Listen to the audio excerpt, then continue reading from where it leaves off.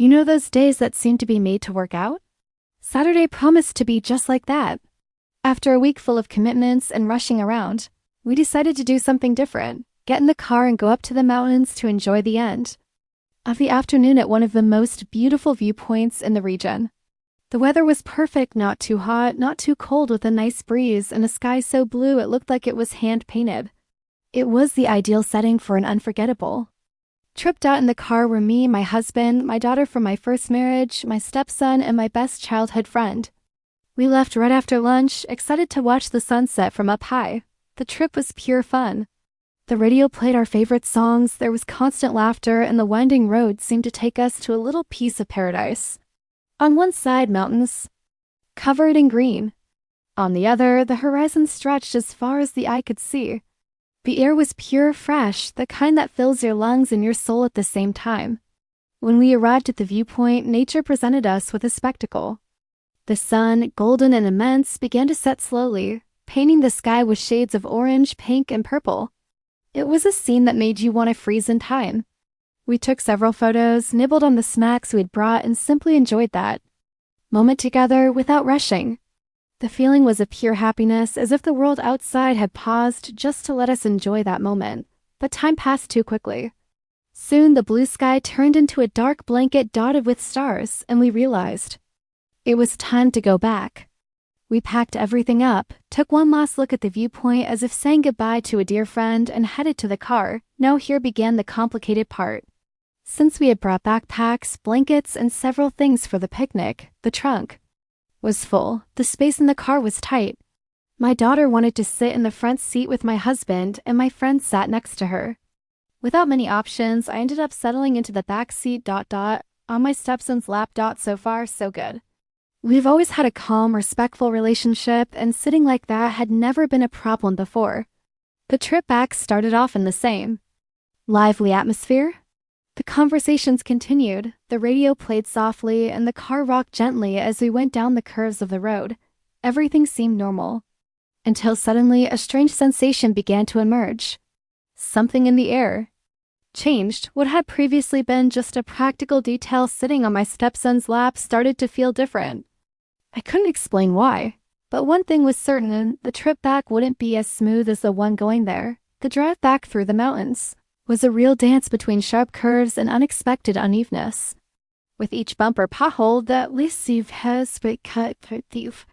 Car shook slightly, forcing me to readjust myself in the improvised seat. At first, I didn't pay much attention. It was just a detail, something normal on a road full of twists and turns. But as the minutes passed, I began to notice something different. At first, I tried to ignore it. I focused on the lively conversation coming from the front seat, the streetlights passing by the window, the soft sound of the radio. But little by little, the discomfort became impossible to ignore. The tight space, the proximity, the constant rocking of the car. Everything seemed to conspire to create an unusual situation. My body tensed, each curve seemed to increase my awareness of the moment. I took a deep breath, trying to remain natural. I remained still without showing anything. I didn't want to embarrass anyone, much less myself. I made small adjustments to my position as if I were just looking for a more comfortable way to sit, but each movement seemed to worsen the sensation. I glanced quickly to the side. He also avoided any eye contact, his gaze fixed on the window as if the world outside was infinitely more interesting than what was happening there. It was a mutual effort to ignore something that somehow we both felt, while my husband and my friend continued to chat casually in the front and my daughter played with her cell phone without paying attention to anything around her. In the back seat, the silence had a different weight. It wasn't just the absence of words, but rather a kind of tension that is present even when no one is saying anything. Time seemed to drag, as if the road had been lengthened on purpose just to test my patience. I tried to distract myself with the lights of the other cars, with the brightness of the moon in the dark sky, with anything that would make me forget the uncomfortable position I was in. But my own body wouldn't let me. Every little adjustment, no matter how subtle, seemed to make everything even more obvious. My stepson remained rigid, completely still, as if any movement could transform the situation into something even stranger. The car continued down the mountain, the headlights illuminating the narrow, winding road. I convinced myself with every kilometer I traveled that it was all just a coincidence, an unfortunate set of circumstances, nothing more. At least that's what I tried to tell myself. But at that moment, even the silence seemed to tell another story. Finally, I recognized the familiar streets. We were close to home. The journey that had previously seemed endless now shortened with each curve, and a part of me felt relieved. By that, in the front seat, my husband adjusted the rearview mirror and asked a playful question. Is everyone quiet back there? Are you tired? My friend laughed and stretched, throwing her arms up as if to ward off sleep. I think it was the fresh air of the mountains. It made me feel relaxed. I tried to keep up with the mood and forced a smile. But my hands were still cold and my chest carried a strange sensation, hard to name. Something had changed as soon as the car stopped in the garage and the door latch unlocked with that familiar click. I quickly got out. My body seemed to have been waiting for this moment the entire trip. The fresh night air hit my face, bringing immediate relief, as if I had been holding my breath for hours without realizing it. I took a deep breath for the first time since. We had gotten into the car. My stepson came out soon after without rushing. He kept his eyes down, avoiding looking directly at me. My husband picked up the house keys, and my friend, already taking off her shoes, said, I can't think of anything. But a shower now, everything was getting back to normal. Or at least it should have been. I went straight into the kitchen and filled a glass with water. I drank it slowly, trying to calm my heart. My hands were still shaking slightly, and I knew I needed to pull myself together. Because deep down, nothing really happened. It was just a coincidence. Nothing more than that. At least that's what I tried to believe. I went up to my room and stared at my reflection in the mirror. My face was the same as always, but something in my eyes seemed different. As if that trip had affected me in a way I couldn't explain. Minutes later, footsteps echoed down the hallway.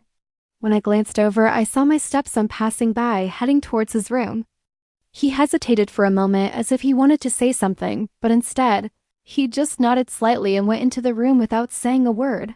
I let out a long sigh and closed the door behind me. Even though that night would remain only in my memory, one thing was certain. Some things would never be the same again. A different night already lying in bed. I tried to find a place of comfort. But no matter how much I moved, something inside me didn't fit right. I closed my eyes and took a deep breath, trying to clear my mind. But a second of silence was enough for the memories of the trip to come back like an echo. That feeling in the car, the heavy silence, the averted gaze, reliving those moments only made me even more restless. The sound of a shower being turned on in the bathroom next door brought me back to reality. My friend was probably taking a shower, as she had mentioned. The rest of the house was silent. I got up slowly and went to the window. The street outside was quiet, lit by the few streetlights that cast shadows on the sidewalks. Everything seemed normal. But inside me, nothing seemed the same. It was then that I heard a low sound coming from the hallway. A footstep, another, and then a heavy silence. My hand was still resting on the curtain when I turned to the door.